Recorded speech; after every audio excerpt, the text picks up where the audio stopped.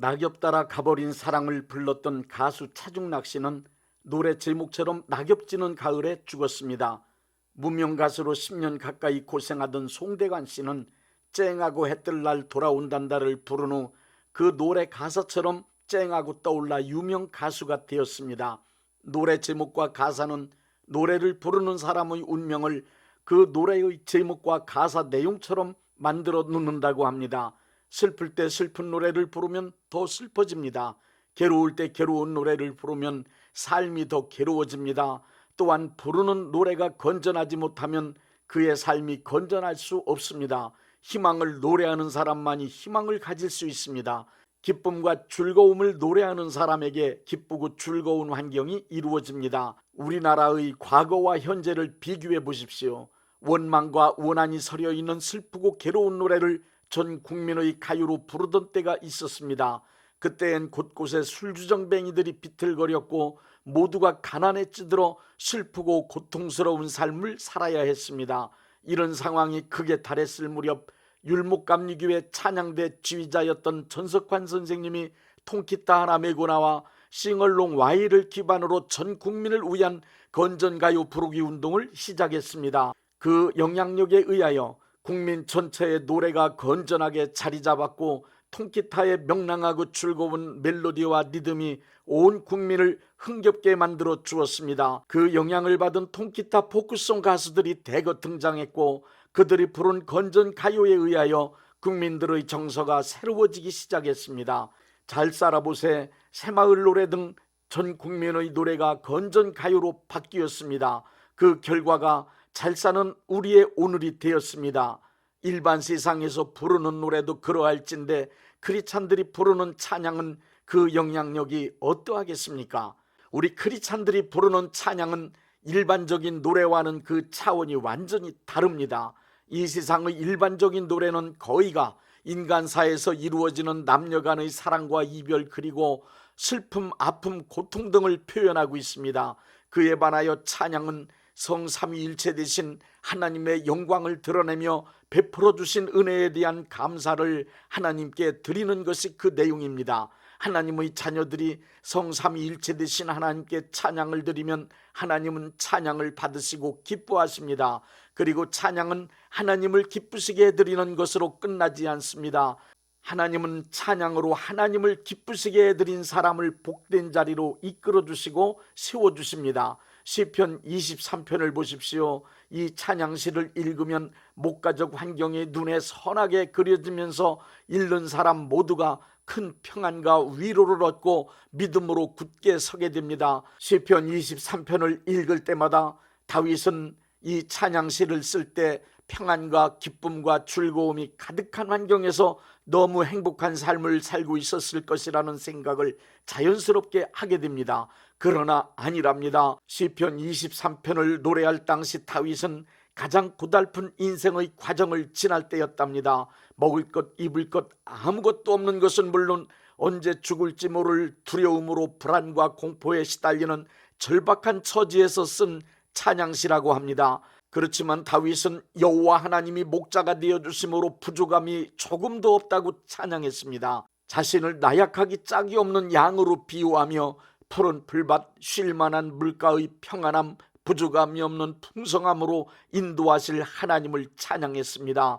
하나님의 이름을 위하여 의의 길로 인도하실 하나님을 믿음으로 찬양했습니다. 사망의 음침한 골짜기를 지나며 불안과 공포 가운데 있었지만 함께 하시며 보호해 주시는 하나님을 믿음으로 찬양했습니다. 원수가 보는 눈앞에서 극진한 손님으로 맞이해 주시고 잔치상을 차려주실 하나님을 찬양했습니다. 영원한 세상으로 인도하실 하나님의 선하심과 인자하심을 찬양했습니다. 다윗은 현재 자신이 처한 환경은 고통과 비참한 삶이었지만 하나님의 영광을 드러내며 감사함으로 찬양을 드렸습니다. 그 결과 다윗이 드리는 찬양을 하나님께서 받으시고 기뻐하셨습니다. 다윗은 이스라엘의 왕이 되었습니다. 하나님은 시편 23편에 다윗이 찬양한 내용을 다윗의 삶에서 현실이 되도록 이루어 주셨던 것입니다. 하나님께서 인간을 창조하신 목적은 인간으로 하여금 하나님을 찬양하도록 하기 위해서입니다. 그러므로 인간 존재의 목적은 하나님을 찬양하는 것입니다.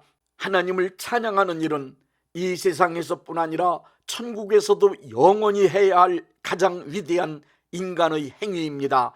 일생 동안 찬양으로 하나님을 기쁘시게 해드리고 그로 인하여 하나님께서 만들어주신 복된 삶의 자리에 거할 수 있었던 다윗은 우리에게 시편 103편의 말씀을 통하여 강력하게 찬양을 권고하고 있습니다.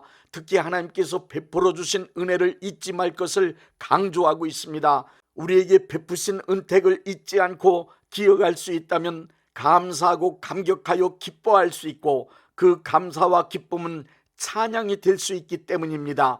하나님께서 베푸신 모든 은택을 기억하고 찬양하는 것은 하나님의 자녀인 크리스찬이 해야 할 마땅한 일입니다. 시편 103편의 말씀에 기록된 잊지 말아야 할 찬양의 제목 3가지를 말씀드리겠습니다. 첫째, 우리의 모든 죄악을 사하셨음을 기억하고 찬양해야 합니다. 크리스찬이 하나님을 찬양하는 가장 큰 이유는 죄사함을 받았기 때문입니다. 성부 하나님은 성자 예수님을 십자가에 피 흘려 죽게 하셨고, 우리가 이 은혜를 믿음으로 원죄와 자범죄를 사해 주셨습니다. 마귀의 종으로 살던 우리를 하나님께서 다시 자녀로 받아주신 것입니다. 이로 인하여 우리는 마귀의 자식으로 어둠 속에 살다가 하나님의 자녀가 되어 하나님을 아버지라고 부르게 된 것입니다. 이 기쁨은 죄사함을 받은 경험, 거듭남의 경험을 해본 사람만이 알 수 있습니다. 예수님의 공로 힘입어 죄사함 받은 경험을 한 사람은, 거듭남의 경험을 한 사람은 예수님의 십자가, 예수님의 보혈을 찬양하지 않을 수 없습니다. 둘째, 모든 병을 고쳐주시는 은총을 기억함으로 찬양해야 합니다.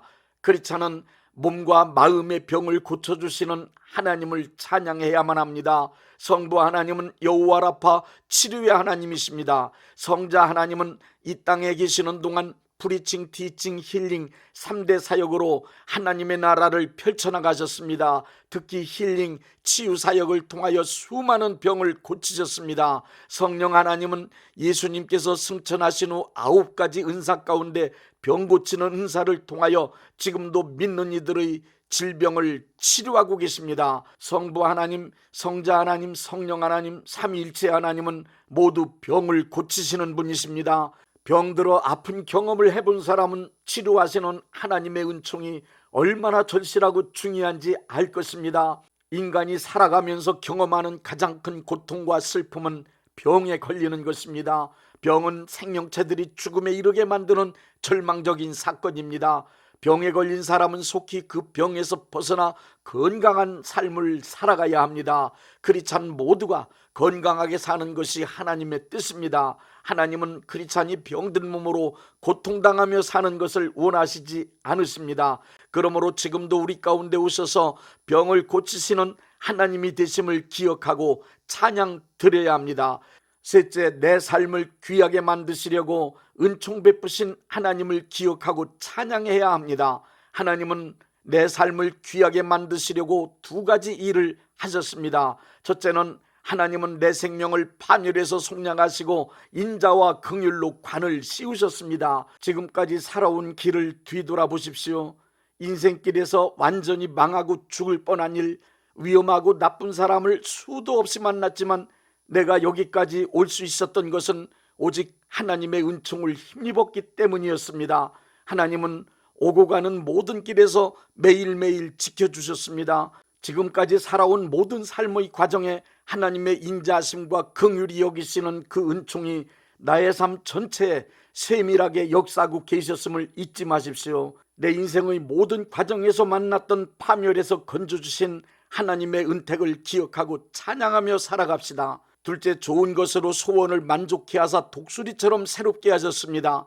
복음성가 중 좋으신 하나님을 일부러 안 부른다고 하는 분이 있었습니다.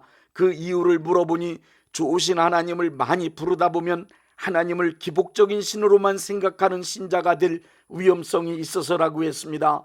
참 잘못된 생각입니다.